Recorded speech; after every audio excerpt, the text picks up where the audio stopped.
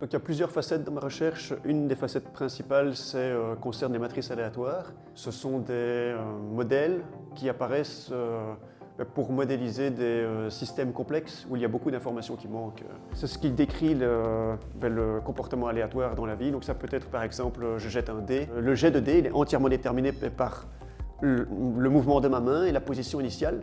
Mais notre expérience dans la vie de tous les jours montre que ce n'est pas la façon correcte de modéliser un jet de dé. Un jet de dé, je le jette et il y a une chance sur 6 que j'ai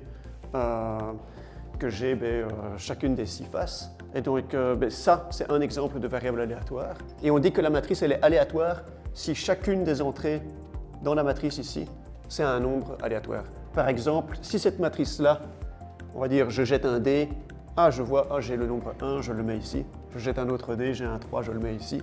Je jette un dé, j'ai de nouveau un 3. Et je mets tous les résultats du dé, et chaque résultat du dé correspond à une entrée de la matrice. Ça devient une matrice aléatoire, parce que chaque entrée de la matrice est une variable aléatoire. Elles apparaissent dans beaucoup de domaines, parce qu'il y a beaucoup d'applications. Il y a des applications en big data, en machine learning, aussi dans des réseaux d'antennes, peut-être des antennes GSM. Et chaque antenne du réseau initial envoie de l'information à chaque antenne du réseau final. Et ces informations-là, elles sont envoyées, mais dans la vraie vie, l'information n'est jamais parfaite, elle est bruitée. Le bruit, c'est une variable aléatoire. Et quand on a beaucoup de variables aléatoires, on peut mettre toutes ces variables aléatoires-là dans un tableau. Et ce tableau-là, c'est une matrice aléatoire. Il y a aussi des applications de matrices aléatoires en biologie. Par exemple, elles sont liées à tout ce qui est accroissement stochastique qu'on appelle. Donc, par exemple, la propagation d'un cancer. On peut modéliser ça par quelque chose qui s'accroît mais de façon aléatoire. Et les matrices aléatoires sont reliées à ce type d'accroissement-là.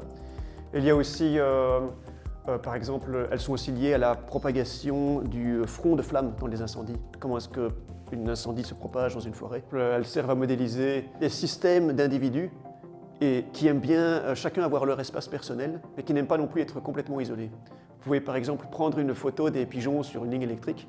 Les pigeons ils vont être distribués de façon aléatoire, mais en général, ils aiment bien avoir un petit peu de compagnie, donc ils ne sont pas tout seuls, mais ils aiment bien avoir leur bulle personnelle. Et donc la façon dont les pigeons sont distribués se comporte un petit peu de la même façon que les valeurs propres d'une matrice aléatoire. Il y a ça, il y a d'autres exemples, il y a des systèmes de bus au Mexique où le circuit du bus est bien défini, mais il n'y a pas de compagnie qui rémunère les chauffeurs de bus à la fin du mois. Leur argent, c'est directement corrélé au nombre de personnes qui rentrent dans leur bus. Donc les chauffeurs de bus, ils doivent maximiser le nombre de personnes qui rentrent dans leur bus. Et donc, un bus, comme les pigeons, ils ne veulent pas être juste après un autre bus. Ils se répulsent un peu parce que si un bus vient de passer, il a pris tous les passagers, et donc il va venir et il va y avoir personne. Mais il ne veut pas non plus être complètement isolé dans le temps de l'autre bus, puisque sinon il y a un autre bus qui va venir et qui va choper les nouveaux passagers qui sont arrivés. Et donc tous ces phénomènes-là, en fait, où il y a beaucoup d'individus, mais qui aiment bien s'espacer les uns des autres, mais qui n'aiment pas non plus être complètement isolés, ça c'est modélisé par des matrices aléatoires. Il y a de l'aléatoire partout dans notre monde.